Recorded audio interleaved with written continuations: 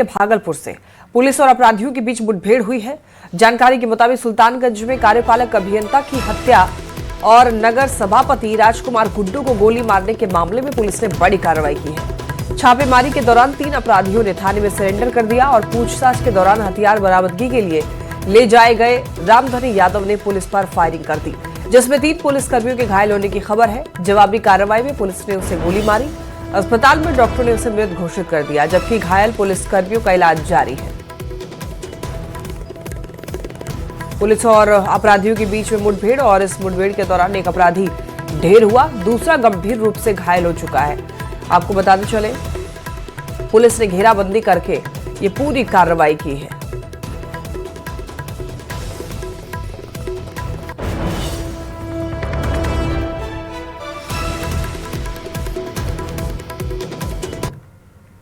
पूरे जिले में अलग अलग जगह से जो घेराबंदी की, तो अभियुक्त कहीं भाग नहीं पाए, तो वो थाना के आसपास आगे सरेंडर करने के लिए, और जिसमें हम लोगों की टीम ने उनको जो है पकड़ा। और उसके बाद जब फिर पूछताछ आगे हम लोग विस्तृत की घटना क्यों किए, कैसे किए, उसके बाद जारी हुई। फिर जो घटना में प्रयुक्त हथियार थे और जो गाड़ी थी और अन्य सामग्री थी, उसको बरामद करने के लिए टीम ने हमारी जब रात्रि में जो है छापामारी के लिए गई, तो वहाँ से जो उसके छुपे हुए साथी थे जो उसको छुड़ाने की कोशिश की, और साथ में इसने भी जो हथियार वहाँ था उसके माध्यम से पुलिस टीम पर जो है हमला करने की कोशिश की और गोली चलाया, जिसके आलोक में जो है हमारी जो पुलिस टीम थी साथ में, उन्होंने आत्मरक्षा से जो है डिफेंस से जो फायरिंग की, और उसी में ये अभियुक्त जो रामधनी यादव था ये भी घायल हो गया।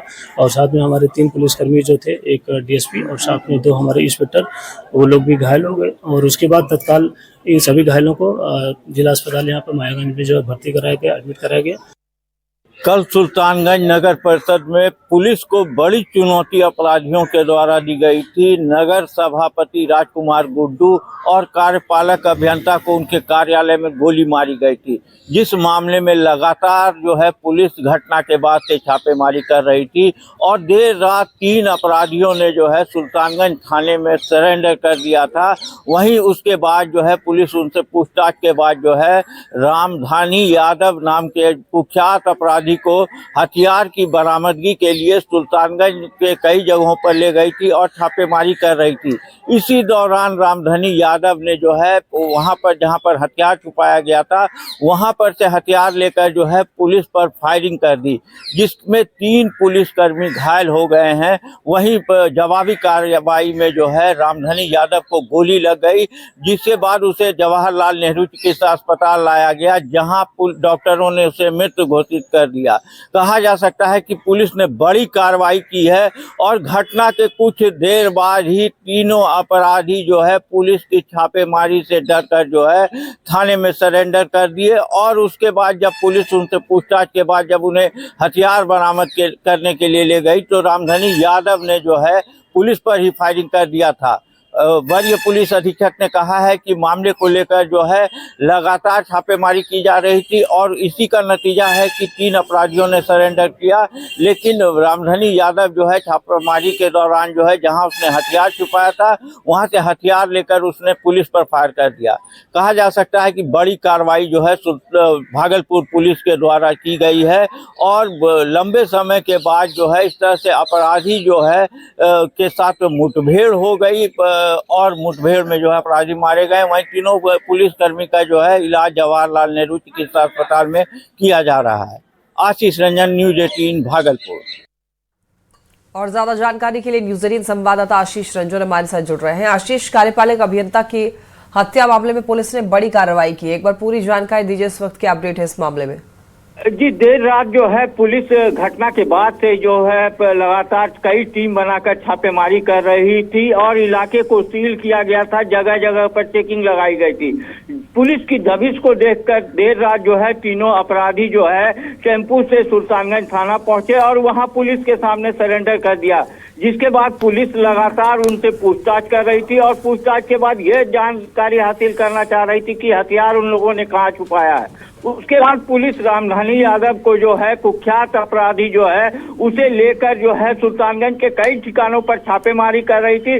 जहां उसने हथियार छुपाया था वहां पर रामधनी यादव ने चकमा देकर जो है हथियार अपने हाथों में ले लिया और पुलिस पर फायर शुरू कर दी, जिसमें 3 पुलिसकर्मी, एक डीएसपी, एक इंस्पेक्टर और एक जवान को जो है घायल हो गया उसमें। और घायल होने के बाद जब पुलिस ने फायर शुरू किया, उसके बावजूद भी जो है उसने गोली चलाना बंद नहीं किया और जिसमें जो है रामननी यादव को गोली लग गई और उसके बाद उसे अस्पताल लाया गया, जवाहरलाल नेहरू चिकित्सा अस्पताल।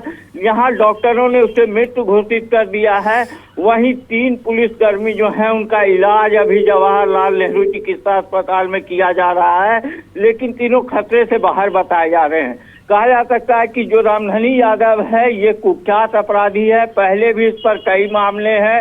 एक घटना में जो है इसने एक व्यक्ति का सर काट कर जो है सुल्तानगंज थाने पहुंच गया था और उसमें भी इसने सरेंडर किया था और पुलिस या अधिकारियों पर गोली चलाने में भी यह हिचकता नहीं था और जिसके कारण जो है आज कल घटना के बाद भी जो है इसने पुलिस पर फिर फायर किया, जिसके बाद पुलिस ने जवाबी कार्रवाई में इस जो गोली है चलाई है और उसमें जो है इसकी मौत हो गई है। जी ठीक है आशीष, बहुत धन्यवाद आपका इन तमाम जानकारियों के लिए।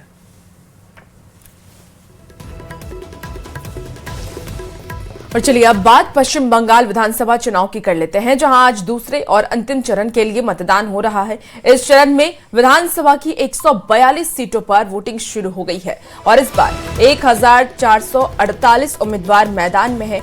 दूसरे चरण का मतदान आज कड़ी सुरक्षा के बीच हो रहा है। शांतिपूर्ण चुनाव के लिए केंद्रीय बलों की हजारों कंपनियां, 6000 से ज्यादा QRT और सैकड़ों पर्यवेक्षक तैनात किए गए हैं। कोलकाता में सबसे ज्यादा फोर्स की मौजूदगी है, तो वहीं CRPF ने रियल टाइम मॉनिटरिंग के लिए कंट्रोल रूम भी बनाया है। दूसरे चरण में उत्तर कोलकाता, दक्षिण कोलकाता, हावड़ा, नादिया और उत्तर 24 परगना, दक्षिण 24 परगना, आपको बता दें कि हुगली और पूर्वी वर्धमान की सीटों पर वोटिंग हो रही है और पहली बार बंगाल चुनाव में NIA की तैनाती भी की गई है।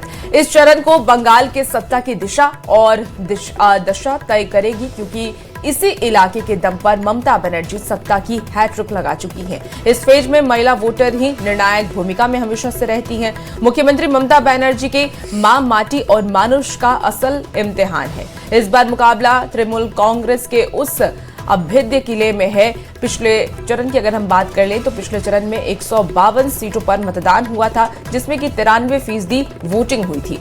क्या इस चरण में भी बम्पर वोटिंग होगी? इस बार सबकी नजरें इस पर टिकी हैं।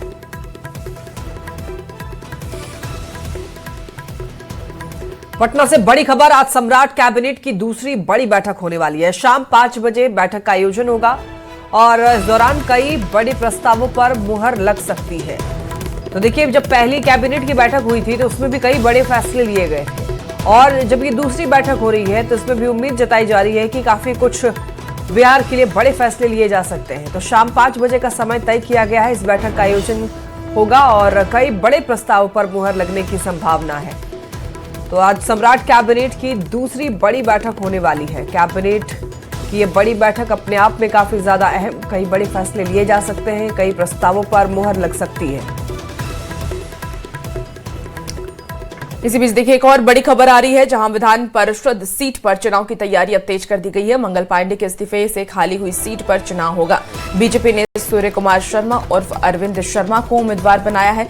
नामांकन की अंतिम तारीख 30 अप्रैल तय की गई है। जरूरत पड़ने पर 12 मई को भी मतदान कराया जाएगा और सीट का कार्यकाल अप्रैल 2030 तक रहेगा। तो इस वक्त आपको ये बड़ी खबर बता रहे हैं, जहां विधान परिषद सीट पर चुनाव की तैयारी अब तेज कर दी गई है। मंगल पांडे के इस्तीफे से खाली हुई सीट पर चुनाव कराया जाएगा। बीजेपी ने सूर्य कुमार शर्मा उर्फ अरविंद शर्मा को उम्मीदवार बनाया है और नामांकन की जो अंतिम तारीख है वो 30 अप्रैल तय की गई है। अगर जरूरत पड़ी तो जरूरत पड़ने पर 12 मई को मतदान कराया जाएगा और सीट का कार्यकाल अप्रैल 2030 तक रहेगा।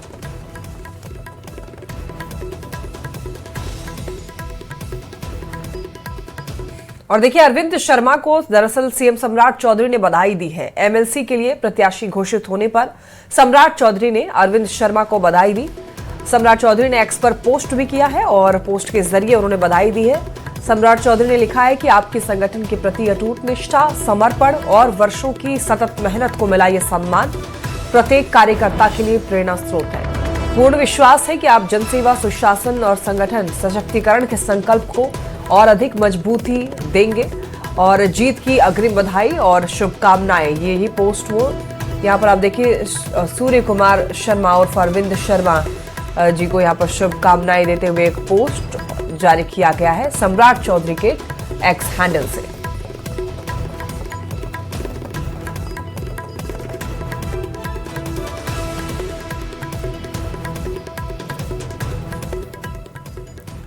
देखिए इसी बीच खबर अब बगहा से आ रही है, जहां सिविल कोर्ट परिसर में देर रात अचानक से भीषण आग लग जाती है और आग इतनी तेजी से फैली कि देखते ही देखते विकराल रूप ले लिया और आसपास की दुकानों को भी अपनी चपेट में ले लिया। इस हादसे में 2 दुकानें और 4 गुमतियां पूरी तरीके से जल करके खाक हो चुकी हैं। आग लगने के दौरान गैस सिलेंडर ब्लास्ट होने की आशंका जताई जा रही है, जिसके कारण लपटें तेजी से फैल गई।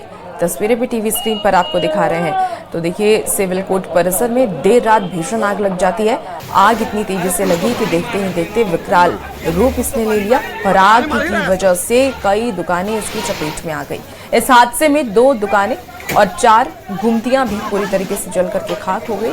हालांकि आग लगने की वजह सिलेंडर ब्लास्ट बताई जा रही है और ये आग बहुत ही तेजी से फैली, विकराल रूप ले लिया। आसपास अफरा तफरी का माहौल है और ज्यादा जानकारी के साथ न्यूज 18 संवाददाता मुन्ना राज हमारे साथ फोन लाइन पर जुड़ गए हैं। मुन्ना, किस वजह से आग लगी है और फिलहाल क्या अपडेट है? बगहा सिविल कोर्ट परिसर में कई दुकानें हैं छोटी छोटी जो झोपड़ी और गुमटियों में चलती है और उसी गुमटी में देर रात आग लगती है और आग की लपटें लगातार तेजी से बढ़ते बढ़ते होटलों तक पहुंच जाती है। तो झोपड़ी में जो होटल संचालित हो रहे थे उसमें से एक सिलेंडर में ब्लास्ट की सूचना है और ब्लास्ट होने के साथ आग ने भयावह रूप ले लिया और आसपास के इलाकों में आग तेजी से फैल गया। हालांकि जिला प्रशासन की टीम ने पूरी तत्परता दिखाई है और अग्निशमन की 4 दस्ता वहां पहुंचती है और आग पर तत्काल काबू तो पा लिया गया, लेकिन जब तक आग पर काबू पाया जाता तब तक 6 दुकानें जल चुकी थी। लेकिन सबसे राहत की खबर है कि जो कोर्ट परिसर है, कोर्ट परिसर में कई अहम दस्तावेज आसपास के थाना परिसर में है और चंद दूरी पर ही आग की लपटें थी। लेकिन फिलहाल राहत की खबर है कि 6 दुकानें तक ही आग सीमित रह गई और सरकारी कोई भी दस्तावेज या थाना तक आग की लपटें नहीं पहुंच पाई। जी मुन्ना, क्या कोई हताहत भी हुआ है? कोई इस तरीके की जानकारी भी है? क्योंकि देर रात की घटना है और वहाँ जो परिसर में जो भी दुकानें हैं, दुकान बंद करके कचहरी का जो टाइम होता है 6-7 बजे तक सभी दुकानें बंद हो जाती है और यही राहत की खबर है कि दुकान बंद कर सभी लोग अपने घर चल निकल जाते हैं। इसी के कारण कोई हादसा नहीं हो पाया और किसी के हताहत होने की कोई खबर इसमें नहीं है। जी बिल्कुल मुन्ना, आप नजर बना के रखिए, अपडेट आपसे लेंगे। बहुत शुक्रिया जानकारी के लिए। बिहार में नई सरकार के कैबिनेट विस्तार को लेकर देखिए चर्चा लगातार जारी है। सूत्र ये बता रहे हैं कि बंगाल चुनाव रिजल्ट के बाद मई के पहले हफ्ते में सम्राट मंत्रिमंडल का विस्तार होगा। अब सवाल ये है कि कौन कौन मंत्री बनेंगे और नए को मौका मिलेगा या पुराने पर भरोसा जताया जाएगा। आखिर कैसी होगी नए मुख्यमंत्री की नई कैबिनेट, इस रिपोर्ट में आप देखिए क्या संभावनाएं हैं।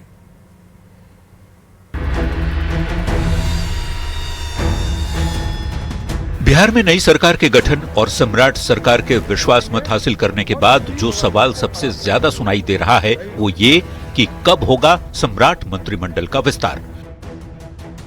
वैसे कुछ दिनों पहले तक ये चर्चा थी कि इस महीने की आखिर में मंत्रिमंडल का विस्तार कर लिया जाएगा, लेकिन सम्राट कैबिनेट की दूसरी बैठक 29 अप्रैल को है और बीजेपी के कई विधायक पश्चिम बंगाल चुनाव में प्रचार करने गए हैं। इस वजह से इस महीने कैबिनेट विस्तार संभव नहीं लगता। सूत्र बताते हैं कि बंगाल चुनाव रिजल्ट के बाद मई के पहले हफ्ते में सम्राट मंत्रिमंडल का विस्तार होगा। अब सवाल है कि जब मंत्रिमंडल का विस्तार होगा तो कौन कौन बनेंगे मंत्री, नए को मौका या पुराने पर भरोसा। आखिर कैसी होगी नए मुख्यमंत्री की नई कैबिनेट। बात अगर जेडीयू की जाए तो जेडीयू की तस्वीर साफ दिख रही है। नीतीश कैबिनेट के अधिकांश मंत्री रिपीट हो सकते हैं, यानी 8 पुराने मंत्री दोहराए जा सकते हैं। विजय चौधरी और विजेंद्र यादव पहले से ही डिप्टी सीएम बन चुके हैं। बचे हुए मंत्री का नाम भी करीब करीब तय है। श्रवण कुमार, लेसी सिंह, अशोक चौधरी, जमा खान, शीला मंडल, सुनील कुमार, रत्नेश सदा का मंत्री बनना करीब करीब तय माना जा रहा है। बचे हुए 5 या 6 सीट पर थोड़ा बदलाव की संभावना है। कुशवाहा कोटे से भगवान सिंह कुशवाहा और जयंत राज के नाम की चर्चा है। वहीं नए कैबिनेट में टीम निशांत की छवि भी दिख सकती है। कुछ युवाओं और महिलाओं को जगह मिल सकती है। मंत्रिमंडल का तो विस्तार हो ही जाएगा, ससमय हो जाएगा और सरकार भी 7 निश्चय 3 पर चलेगा। जाहिर सी बात है जेडीयू में फेरबदल की गुंजाइश कम है, लेकिन बीजेपी में बदलाव की चर्चा ज्यादा है। जातीय समीकरण के साथ साथ तेज तर्रार विधायकों को जगह मिलने की संभावना जताई जा रही है। बीजेपी का फोकस अनुभवी, युवा और महिला पर हो सकता है। बीजेपी के प्रदेश अध्यक्ष संजय सरावगी कहते हैं मंत्रिमंडल पूरी तरह से संतुलित होगा, जो बिहार की जनता की कसौटी पर खरा उतरेगा। मुझे लगता है माननीय मुख्यमंत्री हैं, 2 उप मुख्यमंत्री हैं, तो जल्द ही कैबिनेट की जो है, मुझे ऐसा लगता है कि जल्द ही कैबिनेट का पुनर्गठन होगा, ऐसा मुझे लगता है। वहीं माना जा रहा है कि एनडीए के दूसरे सहयोगी अपने पुराने चेहरे पर ही भरोसा जताएंगे। आरएलएम से दीपक प्रकाश के मंत्री बनने की संभावना है। वहीं चिराग पासवान अपने दोनों मंत्री संजय पासवान और संजय सिंह को दोबारा मौका देंगे, जबकि हिंदुस्तानी अवाम मोर्चा से जीतन राम मांझी के बेटे और पार्टी के अध्यक्ष संतोष मांझी एक बार फिर से मंत्री बन सकते हैं। जहां तक नयापन देखने की बात है, वो भारतीय जनता पार्टी में दिख सकती है, जिसमें युवा, महिला, अनुभवी चेहरे से लेकर के और क्षेत्रीय संतुलन की बात हो सकती है।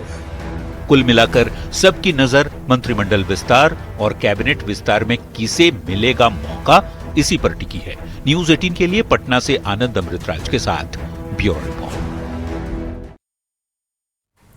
देखिए, बिहार बीजेपी के अध्यक्ष संजय सरावगी के नेतृत्व में नई टीम बनाई गई है, जिसमें युवाओं, अनुभवी नेताओं और महिला चेहरे के संतुलन का पूरा ख्याल रखा गया है।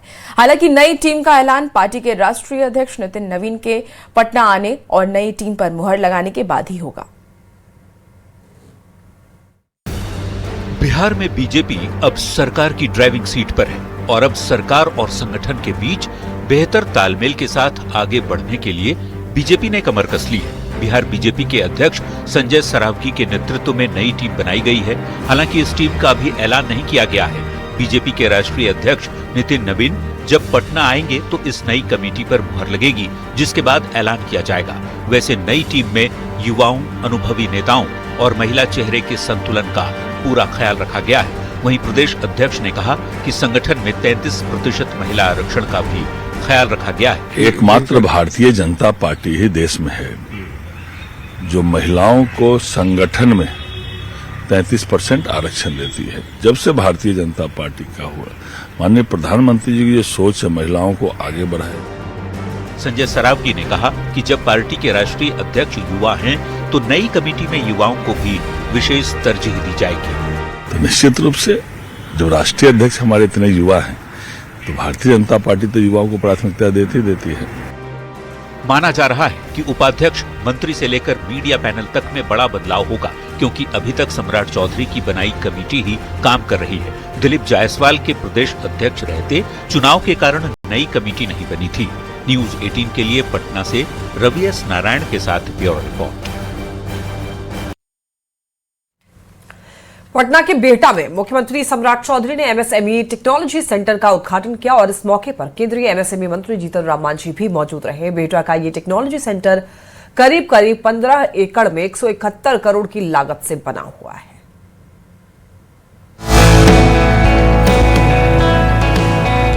बिहार को एक बार फिर बड़ी सौगात मिली है और ये सौगात है एमएसएमई टेक्नोलॉजी सेंटर की, जिसका उद्घाटन बिहार के मुख्यमंत्री सम्राट चौधरी ने किया। इस मौके पर केंद्रीय एमएसएमई मंत्री जीतन राम मांझी मौजूद रहे। बिहटा का ये टेक्नोलॉजी सेंटर करीब 15 एकड़ में 171 करोड़ की लागत से बना है। बिहटा के टेक्नोलॉजी सेंटर के साथ साथ मुजफ्फरपुर, रोहतास, दरभंगा और मुंगेर के एक्सटेंशन सेंटर का भी उद्घाटन किया गया। इस मौके पर मुख्यमंत्री सम्राट चौधरी ने केंद्रीय मंत्री जीतन राम मांझी के सामने पीएम मोदी और मांझी से बिहार में और 10 टेक्नोलॉजी सेंटर बनाने की मांग रख दी। बिहार बदल रहा और बिहार बदलने में हम तो जीतन राम मांझी जी से जरूर आग्रह करेंगे कि आपका एक सेंटर का जमीन उपलब्ध नहीं हो पाया, जरूर हम लोग इसको अगले 1 से 1.5 महीने के अंदर आपको जमीन भी उपलब्ध करा कर देंगे। बता दें कि इस MSME टेक्नोलॉजी सेंटर का मुख्य उद्देश्य बिहार के युवाओं को रोजगार से जोड़ना है, विशेष रूप से अनुसूचित जाति और अनुसूचित जनजाति के लोगों को अपना कारोबार शुरू करने और बढ़ावा देने में मदद करना है। न्यूज़ 18 के लिए पटना से रवि एस नारायण और आनंद अमृतराज के साथ ब्यूरो रिपोर्ट।